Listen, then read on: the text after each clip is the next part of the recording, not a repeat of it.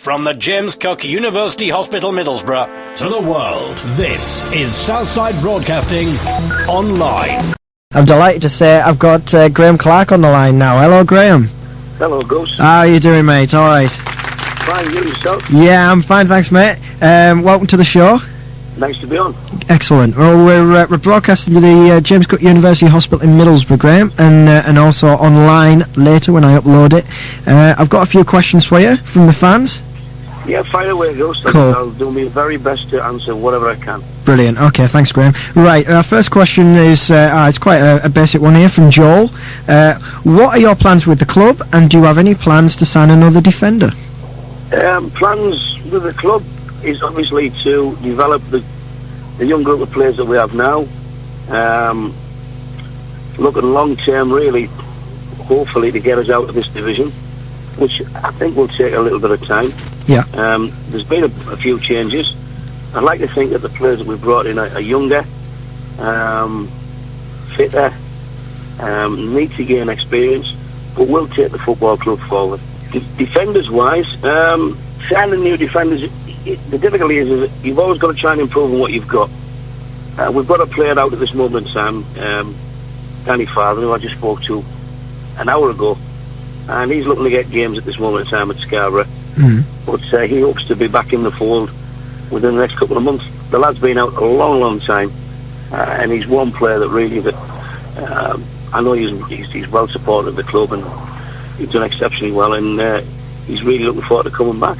I was going to say one of the main questions I always get asked, or people always ask on the internet forum, is when's Danny Farthing going to be back? You know, and what's happening with him? If I can elaborate on that, Danny had a very serious injury, and last year we coached him back slowly. We got into some work with him, and unfortunately he got a bucket tear, which is a cartilage problem where it splits. Yeah. But Danny obviously mentally thought it might have been a little bit more than that with the serious injury he had. That's been now addressed. It's now been repaired, and he's now on that road back again.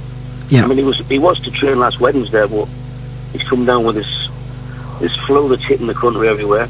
And he's had a couple of short periods of play with his Sunday side, and he's now going to have a couple of games with Scarborough Athletic. Yeah. Well, we're hoping to bring him back slowly, so when he's back for good.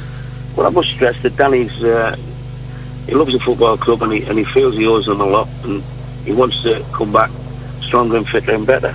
Yeah, well, I mean, there's no sense in rushing people back if they're not 100% fit, of course.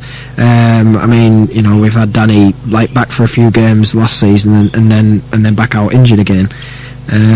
But yeah, that's always one of the main questions. And obviously, I'm sure you can confirm that Danny has just gone to Scarborough on a temporary loan basis.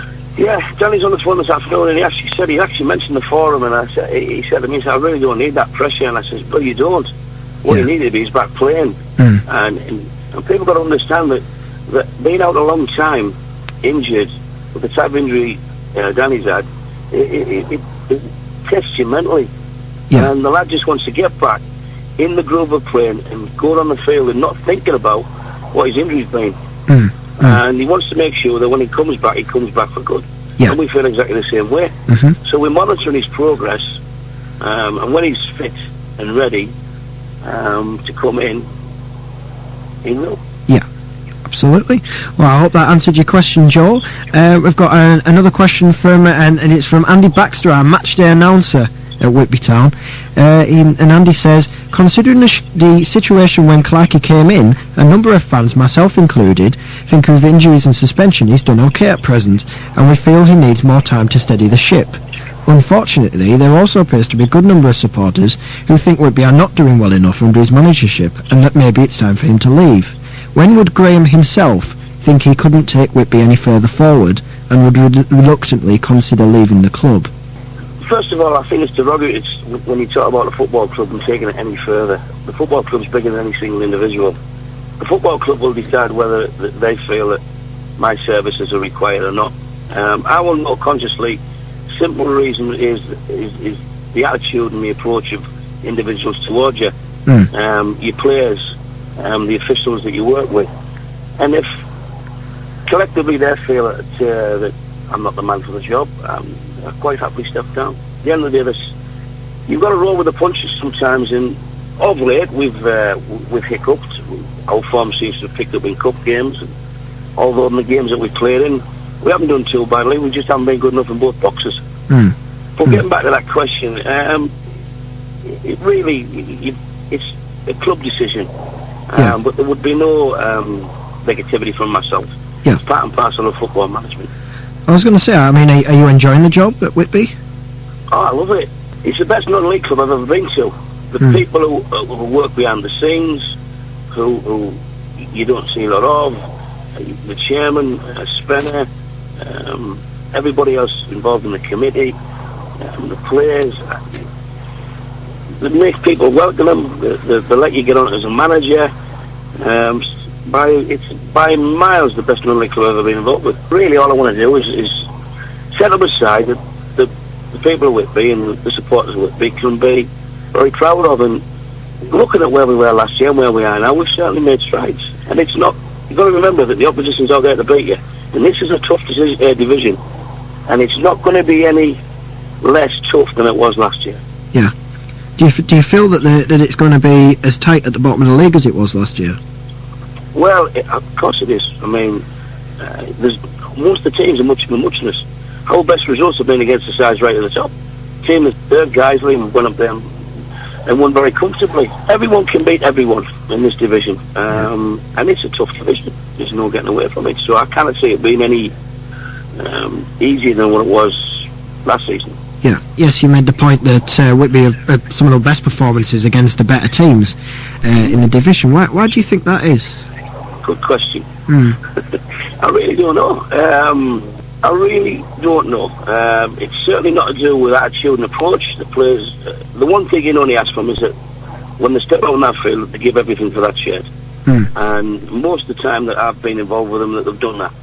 Yeah. There's obviously been circumstances in some games where you put the mixture in of the weather or the conditions. And obviously we've had some strange refereeing decisions this season.